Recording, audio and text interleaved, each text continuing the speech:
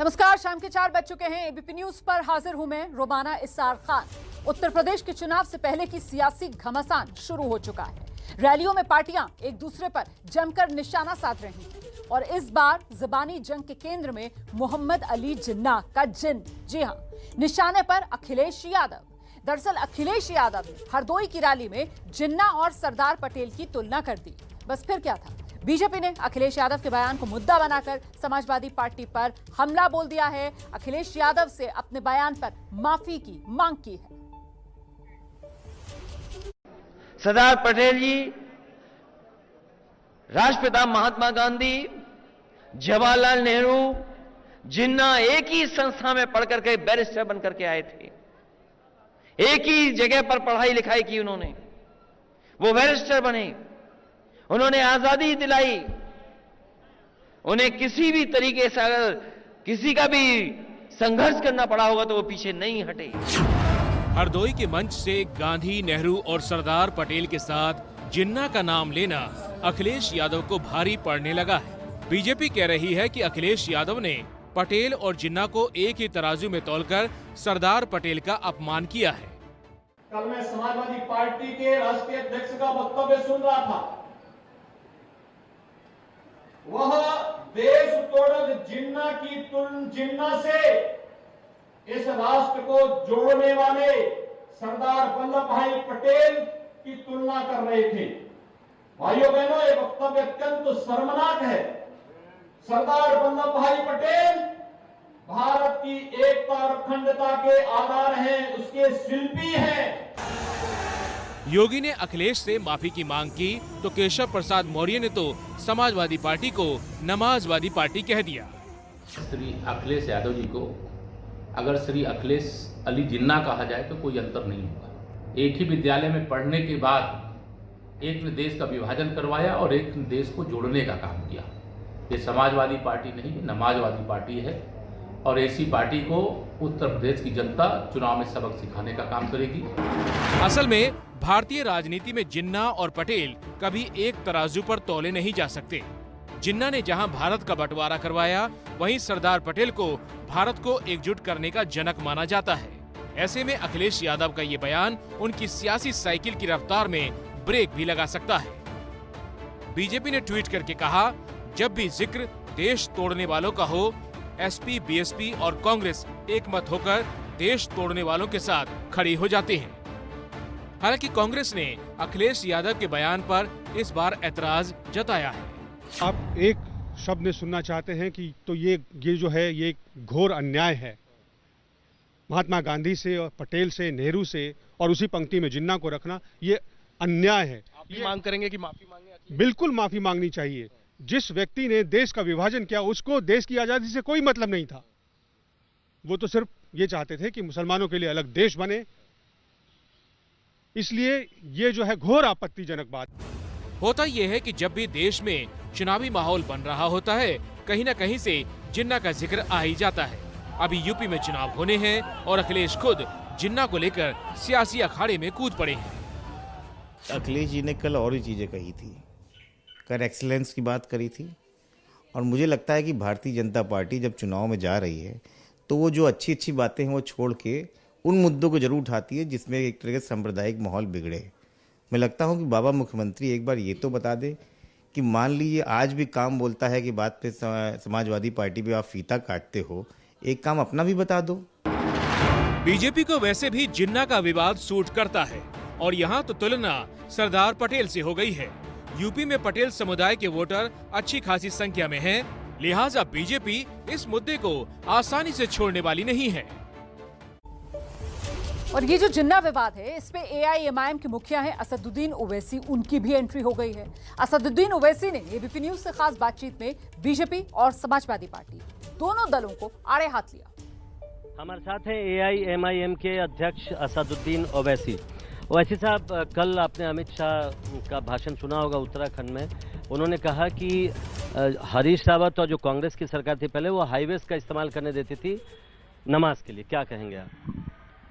देखिए, देश के होम मिनिस्टर है, वो इस तरह की ज़बान, इस तरह के अल्फाज इस्तेमाल करते जो एक देश के होम मिनिस्टर को जेब नहीं देता। It does not befits the home minister of this country. वो तो होम मिनिस्टर हैं तमाम मजहब के मानने वालों के, हर देश के नागरिक के होम मिनिस्टर हैं। क्या वो नहीं जानते, क्या उनके होम मिनिस्ट्री में रिपोर्ट नहीं आई कि त्रिपुरा में जहां पर बीजेपी की सरकार है वहां पर 15 से ज़्यादा मस्जिदों को या तो जला दिया गया या नुकसान पहुंचाया गया?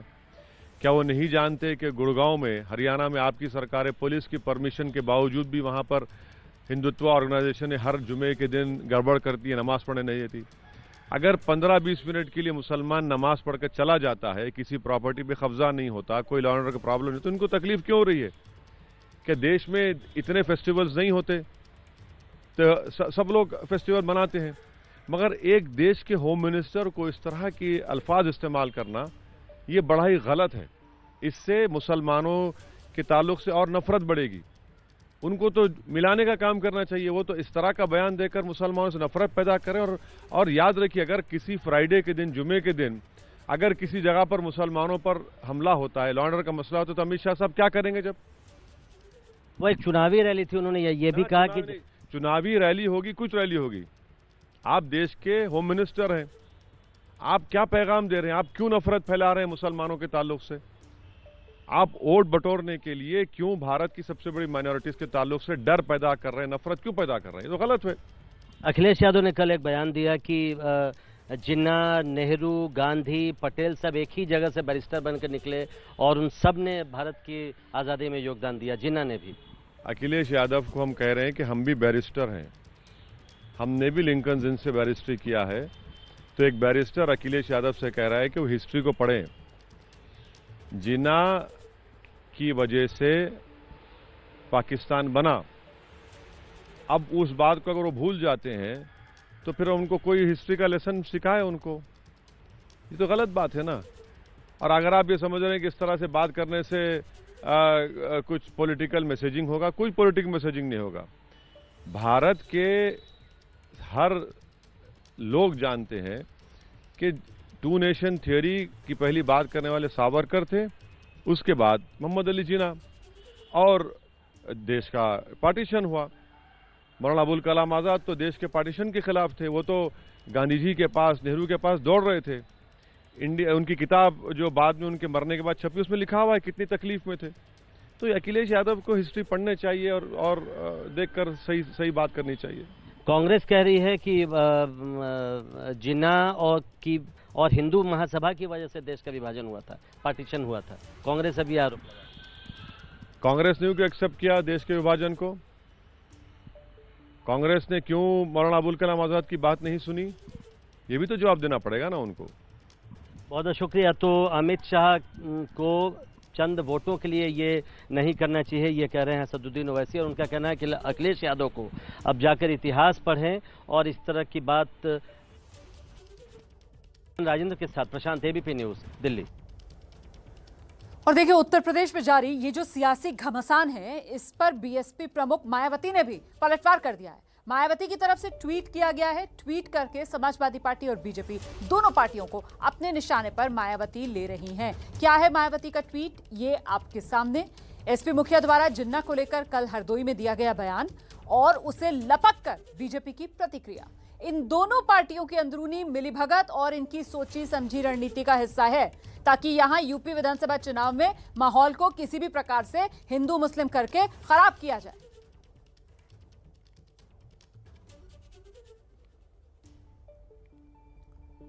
और आगे बढ़ते हैं। इस वक्त एक बड़ी खबर, पटना के गांधी मैदान में हुए ब्लास्ट के केस में कोर्ट ने सजा का ऐलान कर दिया है। 4 दोषियों को फांसी की सजा का ऐलान, 2 को उम्र कैद, 2 आतंकवादियों को 10 साल कैद की सजा और 1 आतंकवादी को 7 साल की सजा सुनाई गई है। इस वक्त की बड़ी खबर, 4 आतंकवादियों को फांसी की सजा का ऐलान किया गया है, 2 को उम्र कैद, 2 को 10 साल की कैद और 1 आतंकवादी को 7 साल की सजा सुनाई गई है। याद होगा आपको, पटना का गांधी मैदान, प्रधानमंत्री नरेंद्र मोदी की रैली होनी थी और तब उसमें सिलसिलेवार धमाके हुए थे। इसी मामले में अब ये कोर्ट का फैसला जिसका इंतजार किया जा रहा था, सीधे आपको लेकर चलते हैं। मेरे साथ मेरे सहयोगी प्रकाश इस वक्त मौजूद हैं। प्रकाश, अपडेट दीजिए, अदालत की तरफ से क्या कहा गया सजा के ऐलान के वक्त? देखिए, दोषी को करार दे दिया गया था, लेकिन जो गांधी मैदान पटना में 2013 में रैली हुई थी, हुंकार रैली, उस वक्त मैं भी मौजूद था। और आज सजा का जो ऐलान किया गया है, जिसमें 4 आतंकी को फांसी की सजा दी गई है और जबकि 2 आतंकी को उम्र कैद की सजा दी गई। वहीं 2 आतंकी 10 साल की सजा सुनाई गई है, 1 आतंकी को 7 साल की सजा सुनाई गई है। तो ये जो दरअसल जिनका डायरेक्ट इन्वॉल्वमेंट था, जो आतंकी इसमें सीधे तौर पर हमला करने वाले थे, और उनका NIA की कोर्ट ने ये जो फैसला सुनाया है, जो उनके पास सबूत और गवाह मौजूद थे, क्योंकि ये लंबे समय तक 7 साल तक, लगभग 8 साल तक ये सिलसिला चलता रहा कोर्ट के अंदर में, और तब जाकर के ये सजा सुनाई गई है। अब दूसरा एक और शख्स था जिसे दोषमुक्त करार दे दिया गया था, वो यूपी का रहने वाला था। तो ये जो लोग हैं, अब इन्हें सजा सुनाई गई है और इन्हें अब जेल में गुजारना होगा। इनके पास बहुत बहुत धन्यवाद आपका प्रकाश कुमार इस तमाम जानकारी के लिए। तो कुल 10 आरोपी थे, एक को अदालत ने पहले बरी कर दिया था और आज ये जो 9 दोषी करार दिए गए थे, इनकी सजा पर ऐलान अदालत की तरफ से कर दिया गया है, जिनमें से 4 को फांसी की सजा का ऐलान अदालत ने किया है। दिल्ली के मुख्यमंत्री अरविंद केजरीवाल सियासी दौरे पर गोवा में हैं। पणजी में इस वक्त उनका संबोधन चल रहा है। चाहता हूं कि हमारी सरकार बनेगी तो गोवा के लोगों को हम फ्री में अयोध्या की तीर्थ यात्रा कराएंगे, अयोध्या में श्री रामचंद्र जी के दर्शन करवाएंगे।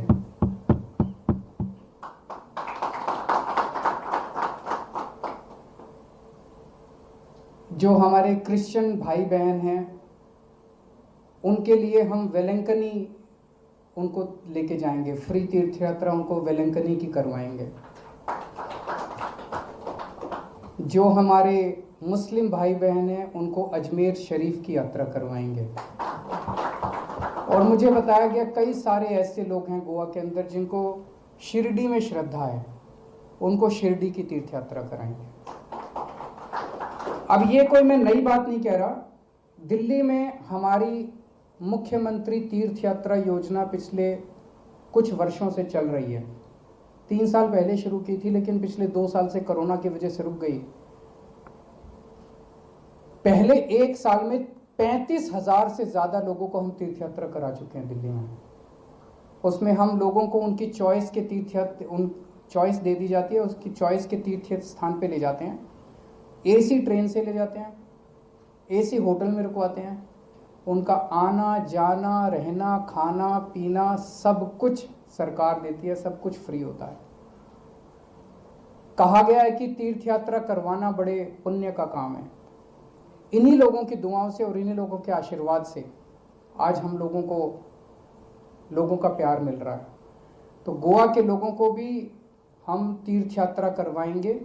इन 4 स्थानों में से कोई भी एक स्थान गोवा का कोई भी व्यक्ति चूज कर सकता है, चाहे अयोध्या, चाहे शिरडी, चाहे वेलंकनी और चाहे अजमेर शरीफ। इन 4 में से जहां भी वो जाना चाहे वहां वो जा सकता है।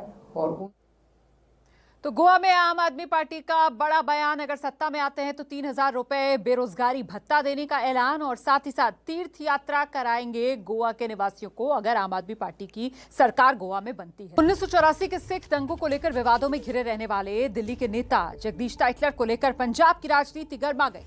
टाइटलर को दिल्ली कांग्रेस की स्थायी समिति का सदस्य बनाया गया। पंजाब में अकाली दल ने इसे मुद्दा बना लिया है। अमृतसर में अकाली दल ने प्रदर्शन किया। कांग्रेस के कई नेताओं ने बयान देकर विरोध जताया। पंजाब कांग्रेस के अध्यक्ष नवजोत सिंह सिद्धू, उनकी पत्नी नवजोत कौर ने भी अपना विरोध इस मुद्दे पर जताया है। समझे थे जगदीश टाइटलर, उनको नियुक्ति दी है, दिल्ली कांग्रेस के अध्यक्ष बनाया गया है। काफी रोष है पंजाब में। देखो, इसमें पर्सनली लो तो मुझे भी बहुत बड़ा रोष है।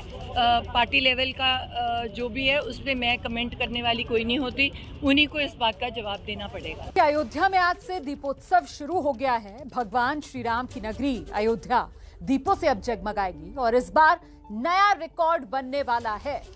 जी, इस बार अयोध्या के दीपोत्सव में 9 लाख दीप जलाए जाएंगे, जिसमें 7,51,000 दीपक राम की पैड़ी पर जलाए जाएंगे। लेजर शो और झांकियां भी आकर्षण का केंद्र होंगी।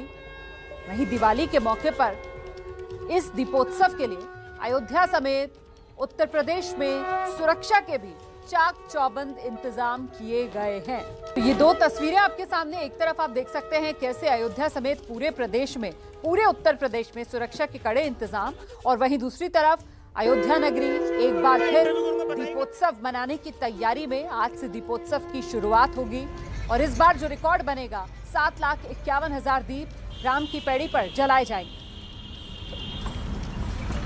अयोध्या में दीपोत्सव की तैयारियां जोरों पर हैं। आज हजारों की तादाद में बच्चे दिए बिछा रहे हैं। इस साल कुल 9 लाख दिए जलाए जाएंगे। दिखाते हैं आपको अयोध्या से एबीपी न्यूज संवाददाता अजय दुबे की खास रिपोर्ट। राम की पैड़ी के दोनों छोरों पर हजारों तादाद में विद्यार्थी वॉलंटियर्स पहुंचे हैं। क्यों पहुंचे हैं? आप जो दिए देख रहे हैं, इस तरीके से लाखों की तादाद में दिए, तकरीबन 9 लाख दिए लगाने की तैयारी है राम की पैड़ी के दोनों छोरों पर। और आप देखिए, दियों को अलग अलग जगहों से उठाकर ले आया गया है, एक जगह पर इकट्ठा रखा गया है, फिर ये विद्यार्थी लगे हैं और बड़ी तादाद में विद्यार्थी आपको दिखाई देंगे। जो सीढ़ियां नीचे की तरफ उतरने की दिखाई दे रही हैं, उन्हीं सीढ़ियों पर ये विद्यार्थी खड़े हैं और सीढ़ियों के बीच जगह बना बना के कहीं कहीं आकारों में तो कहीं सीढ़ी पर ही एक श्रृंखला में दियों को सजाते हुए ये विद्यार्थी आपको दिखाई देंगे। तमाम ये विद्यार्थी और इनके बीच छोटे बच्चे भी हैं, जो स्कूलों में पढ़ने वाले छोटे बच्चे वॉलंटियर्स के तौर पर यहाँ पर पहुंचे हुए हैं। कितने बजे से लगे हो भाई और कितने लगा दिए अब तक दिए? बहुत से लगा चुके हैं, 10:30 बजे से पहुंचे हैं। 10:30 बजे से पहुंचे हो और क्या प्लानिंग है, कितनी देर तक लगाओगे और आज तुम कितने दिए लगाओगे यहाँ पे? हम लगा सकते हैं 200 से ज्यादातर लगा सकते हैं। लगा चुके हो? जब आए थे तो ये पूरा खाली था? आप आए थे साथ में इनके, कितने बजे से लगे हैं, क्या बताया गया आपको? हम लोग को बताया गया है कि पूरे घाट को तैयार करना है, तो हम लोग 10:30 बजे से लगे हुए हैं। उसके लिए तैयार करने के लिए, सजाने के लिए लगे हैं। और ये जो पूरा कार्यक्रम है, जो अयोध्या का रंग है, उसको लेके मन में कोई खुशी, कोई सोच आपकी क्या है? सोच यही है कि पूरे दीपोत्सव बहुत अच्छे से मनाया जाए और पूरे अयोध्या दियों से जगमग हुए और बहुत अच्छी दीपोत्सव मनाया जाए इस साल। दीपोत्सव मनाने को लेकर ये जो छोटे बच्चे हैं, ये उनका उत्साह है। न केवल छोटे बच्चे, वो छोटे बच्चों के अलावा यहाँ पर कई सारे दिव्यांग आपको दिखाई देंगे। ये दिव्यांग हैं जो अलग अलग संस्थाओं में या तो पढ़ते हैं या वहाँ के वॉलंटियर्स हैं, उनको भी बुलाया गया है यहाँ पर। उनकी सेवाएं भी ली जा रही हैं और यहाँ पर इस तरीके से जो जोश है, जो तमाम बच्चे यहाँ पर आपको देखने को मिल रहे हैं, अलग अलग संगठन है, गायत्री परिवार है, एक साथ मिला हुआ है। देखिए, ये दिव्यांग बच्चे हैं, आपस में इशारे कर कर दिए को कैसे सजाना है, किस तरीके से तरकीब से रखना है, वो भाव आपस में संवाद के जरिए जाहिर करते हुए और जो दूसरे लोग हैं यहाँ पर लाकर दिए उनको दे रहे हैं। और ऐसा उत्साह है यहाँ पर जैसे घर में कोई शादी के कार्यक्रम में परिवार एक साथ आ जाता है, कार्यक्रम को पूरा करने के लिए, सामान को इधर उधर रखने के लिए। कुछ उसी उत्साह में अपने अयोध्या को सजाने के लिए, संवारने के लिए, दीपोत्सव में लाखों दिए बिछाने के लिए लोग निकले हैं। तमाम वॉलंटियर्स और साथ में छात्र छात्राएं राम की पैड़ी के दोनों तट पर लगे हुए हैं। कैमरा पर्सन अरविंद के संग अजय दुबे, एबीपी न्यूज, राम की पैड़ी। तो ये दीपोत्सव के लिए उमंग और उत्साह आपने देखा। अच्छा, यूपी पुलिस के ADG law and order Prashant Kumar ने कहा है कि दीपोत्सव और दिवाली पर सुरक्षा के लिए पुलिस के अलावा जो अर्धसैनिक बल हैं, उनकी भी तैनाती की गई है। दिखाते हैं आपको एबीपी न्यूज संवाददाता संजय त्रिपाठी से प्रशांत कुमार की खास बातचीत। उत्तर प्रदेश पुलिस के एडीजी प्रशांत कुमार इस वक्त मेरे साथ मौजूद हैं। सर, त्योहारों को लेकर के कितनी सुरक्षा व्यवस्था लगाई गई है, क्या कोई विशेष इनपुट है? आने वाले करीब 1 महीने तक बहुत सारे त्यौहार होने हैं, जिसमें कि काफ़ी भीड़भाड़ रहती है और इसका काफ़ी व्यापक फॉलोइंग है इन त्योहारों की। तो इन चीज़ों को देके पूरी तरीके से व्यवस्था कराई गई है। पीएससी का डिप्लॉयमेंट कराया गया है, कुछ पैरामिलिट्री का फोर्स भी लगाई गई है और सभी जो इनपुट्स आई हैं उसको हम लोग मद्देनज़र रख के सुरक्षा व्यवस्था करा रहे हैं और हम लोग ये सुनिश्चित कराएंगे कि किस तरह की कोई घटना दुर्घटना न होने पाए। 40 रेलवे स्टेशनों को उड़ाने संबंधी एक पत्र भी आया है और जिसको लेकर के जांच शुरू की गई है। किस तरह से जांच कर रहे हैं, क्या एटीएस भी इन्वॉल्व हुआ है और इस पत्र को कितनी संजीदगी से, गंभीरता से पुलिस महकमा लेता है? पुलिस विभाग के पास कोई भी अगर फीडबैक आता है तो उसको पूरी तरीके से उसकी गहराई में जाके चीज़ों की छानबीन की जाती है और इस तरह की चीज़ें पहले भी प्रकाश में आई थी और कभी कभी चीज़ें वैसे भी पैनिक फैलाने के उद्देश्य से भी की जाती है, लेकिन सभी पहलुओं को मद्देनज़र रखते हुए और हमारे जितने भी एजेंसियां हैं, हम लोग लगातार उसके साथ संपर्क में हैं। बहुत शुक्रिया हमसे बात करने के लिए। एडीजी एलओ प्रशांत कुमार है, जिनका साफ तौर पर ये कहना है कि कई तरह की जानकारियां मिलती रहती हैं। और बाकी जहां तक त्योहारों की बात है, उत्तर प्रदेश पुलिस सतर्क है, सचेत है, और अगर किसी भी तरह की घटना की सूचना आती है या कोई पत्र आता है तो उसको संजीदगी से लिया जाता है और पुलिस प्रशासन उस पर आगे की कार्रवाई करता है। कैमरामैन फैसल के साथ संजय त्रिपाठी, एबीपी न्यूज़, लखनऊ। तो सुरक्षा के लिहाज से भी तैयारियां पूरी तरीके से चाक चौबंद। और अब बात पेट्रोल डीजल की बढ़ती कीमतों की, जिनकी वजह से हर कोई परेशान है। आज भी पेट्रोल और डीजल के दाम 35 पैसे प्रति लीटर बढ़े हैं। दिल्ली में पेट्रोल के दाम अब 109 रुपए 69 पैसे प्रति लीटर हो गए हैं। और सबसे ज्यादा दाम अगर देश की बात की जाए तो मध्य प्रदेश के बालाघाट में पेट्रोल 120 रुपए 96 पैसे प्रति लीटर की दर से बिक रहा है। पेट्रोल की बढ़ती कीमत से हर चीज पर असर दिख रहा है। सब्जी के दाम आसमान पर। अच्छा, कमर्शियल सिलेंडर के भी दाम बढ़ गए हैं। 266 रुपए की बढ़ोतरी कमर्शियल सिलेंडर के दाम में हुई है। अक्टूबर के महीने में 24 बार पेट्रोल डीजल के दाम बढ़े। बढ़ती महंगाई से जनता त्रस्त है। दिल्ली से दिखाते हैं आपको एबीपी न्यूज संवाददाता निवेदिता शांडिल्य की रिपोर्ट। राजधानी दिल्ली के लोग चौतरफा महंगाई का मार झेल रहे हैं। एक तरफ त्योहार आ गए हैं, सब्जियां महंगी हो गई, दूसरी तरफ डीजल पेट्रोल के दाम आसमान छू रहे हैं। आज हम आपको बता देते हैं कि पेट्रोल की कीमतें हैं 109 रुपए 69 पैसे पर। सबसे पहले हम जनता की बात कर लेते हैं। वो जनता जो कि ये पेट्रोल भराने के लिए आ रही है, डेली के जिनके काम है, वो लोग भी परेशान है। भैया, पेट्रोल भराने के लिए आए थे? हाँ। बताइए, मैं देख पा रही हूँ कि 110 रुपए के पास पहुँच गया, 109 रुपए 69 पैसे। किस तरह से आप मैनेज कर रहे हैं? दिक्कत तो बहुत हो रही होगी। दिक्कत तो हो ही रही है, क्या करें, जब बढ़ रहा है तो डलाना ही पड़ेगा। बताइए, बजट तो पूरा खराब हो गया होगा। बजट तो खराब ही है, हर चीज महंगाई है, क्या सस्ता है। सब्जी पे चले जाओ, तेल पे चले जाओ, गैस पे चले जाओ, काहे पे भी चले जाओ, सब चीज तो महंगाई है। सरकार नहीं देख रहा है कि महंगा है कि सस्ता है। तो देखिए, ये जनता की नाराजगी है कि हर रोज चीजें महंगी हो रही हैं। अंकल जी, ये बताइए, रोज रोज जिस तरह से पेट्रोल डीजल महंगा हो रहा है, बजट तो पूरा खराब हो गया। उधर तब सबका खराब ही है जी। देखो, इससे पेट्रोल डीजल महंगा होगा, उससे काटेज भी बढ़ेगी, हर चीज, किचन का भी सामान बढ़ेगा, हर चीज बढ़ेगी। देखो, कीमतें हैं जो कि नीचे नहीं आ रही हैं, आसमान छुए जा रही हैं, और मजबूरियां ऐसी हैं कि लोग गाड़ियों का इस्तेमाल बंद नहीं कर सकते हैं। कैमरा पर्सन डीसी मंजू के साथ निवेदिता शांडिल्य, एबीपी न्यूज, दिल्ली। तो लब्बो-लबाब ये है कि तेल की कीमतों में आग और इससे महंगाई धधक रही है।